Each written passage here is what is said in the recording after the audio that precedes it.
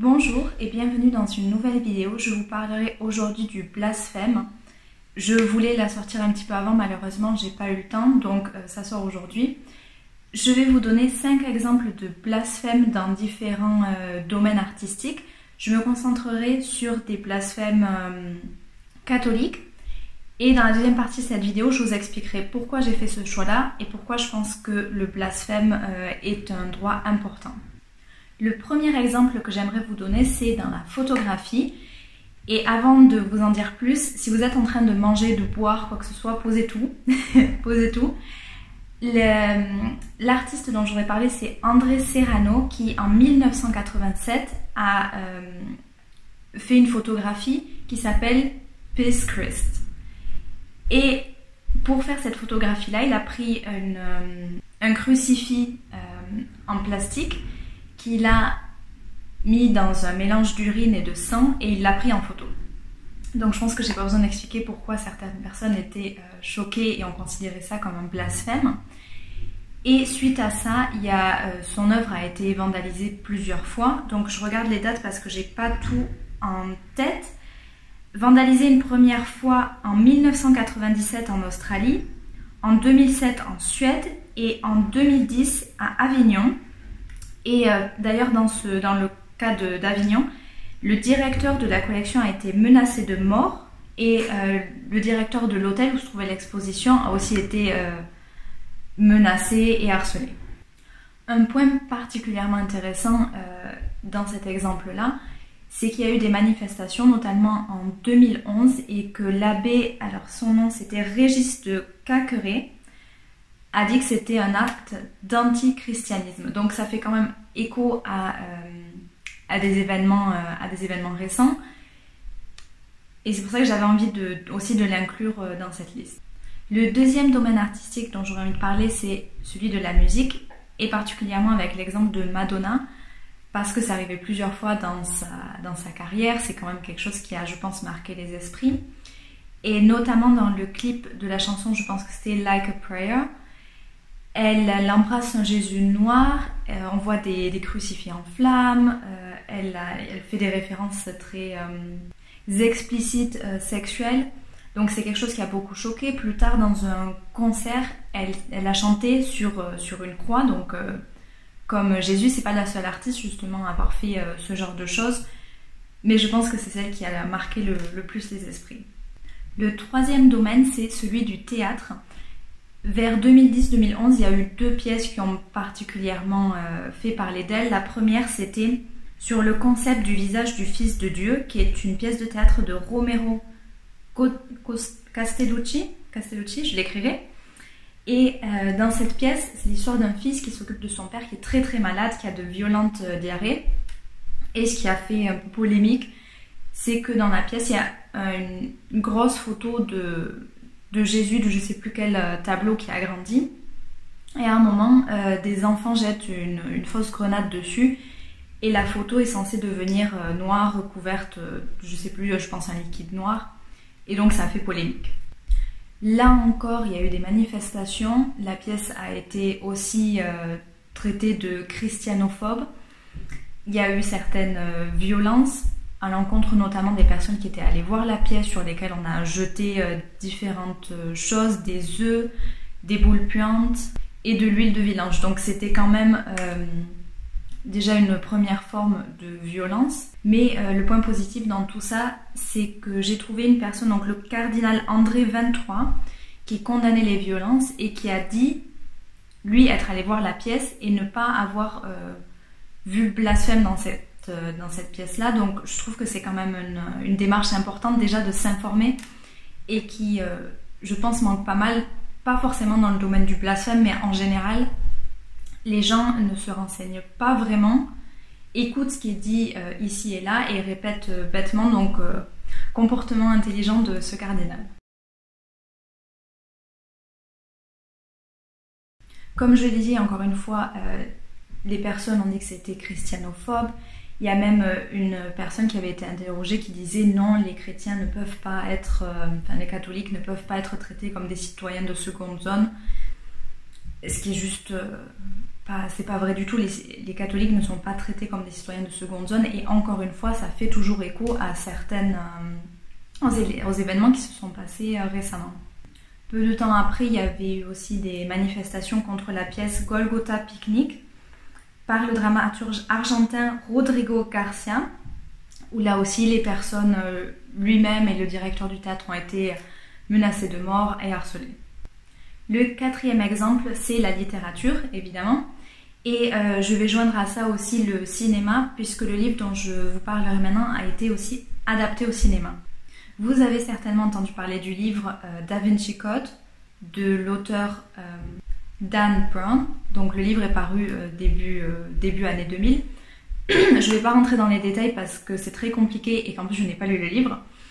Mais en gros, l'intrigue se base sur l'hypothèse que la religion, l'Église, etc. ont menti et que l'histoire de Jésus telle qu'elle est racontée aujourd'hui est fausse.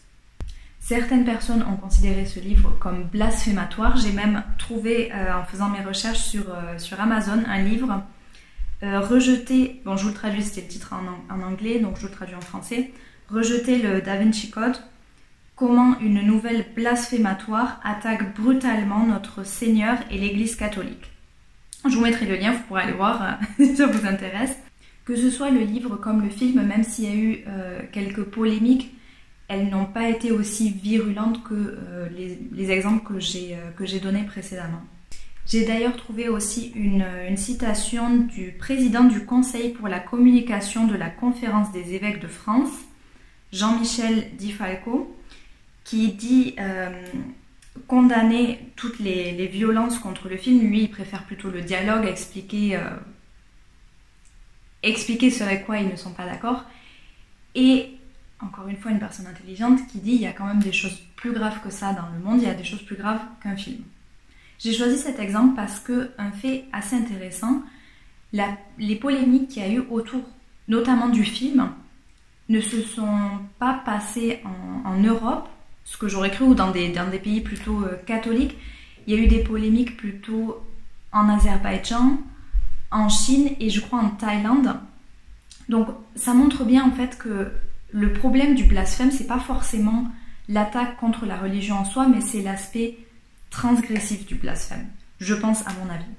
Le cinquième et dernier exemple, je ne pouvais pas faire de vidéo sans le citer, ce sont les caricatures. Je n'en ai pas trouvé une en particulier où je me suis dit tiens, j'ai envie de parler de celle-là pour telle raison, mais j'avais quand même envie d'inclure ce domaine-là parce que ça a fait polémique dernièrement et je voulais montrer que, notamment dans le cas de Charlie Hebdo, ils ont aussi sorti beaucoup de magazines avec des couvertures qui sont blasphématoires à l'encontre aussi du catholicisme. Donc c'est pas spécifiquement l'islam.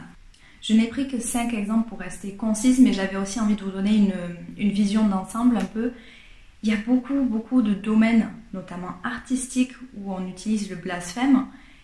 Et les raisons pour blasphémer, elles peuvent être vraiment diverses. Ça peut être de la critique, c'est ce qu'on retrouve souvent dans les caricatures, mais ça peut être aussi quelque chose d'artistique, où l'artiste, en soi, ne cherche pas à offenser qui que ce soit. Vraiment, par exemple, dans le cas d'André Serrano, son but, c'était pas d'offenser qui que ce soit. Et je peux comprendre que ça choque des personnes croyantes. Parfois, moi-même, quand je vois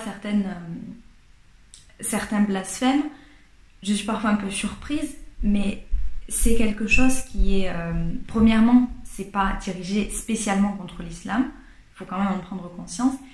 Et deuxièmement, chose importante, la France a une histoire tout à fait particulière qui fait que le blasphème fait partie de notre culture, en fait.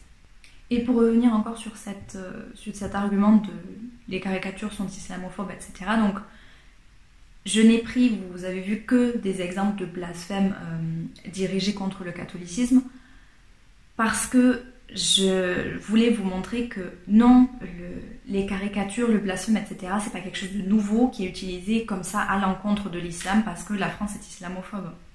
C'est pas ça du tout. En France, vous avez le droit d'avoir votre foi, de pratiquer votre foi en toute liberté, et vous n'avez pas le droit d'être discriminé pour votre religion. Donc non, en fait, c'est pas le blasphème, c'est pas quelque chose de christianophobe, d'islamophobe ou de quoi que ce soit. C'est pas la question. En plus de ça, ce n'est pas un argument d'aller dire c'est islamophobe, c'est raciste, c'est sexiste, c'est transphobe, peu importe quelle est la conversation. Ce n'est pas un argument en fait.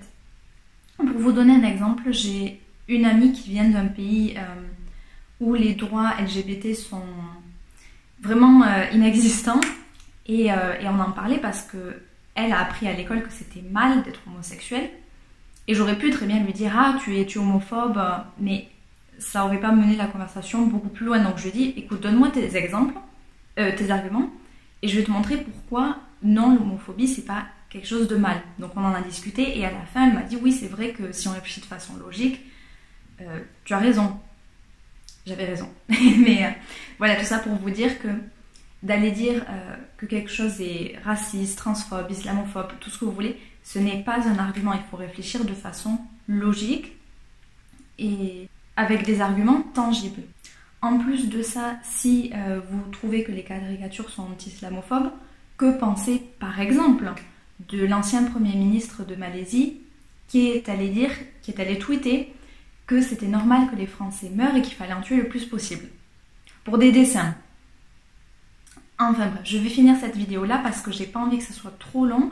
J'espère que ça vous aura plu. Je mettrai mes sources dans la barre de description et je vous dis à une prochaine vidéo.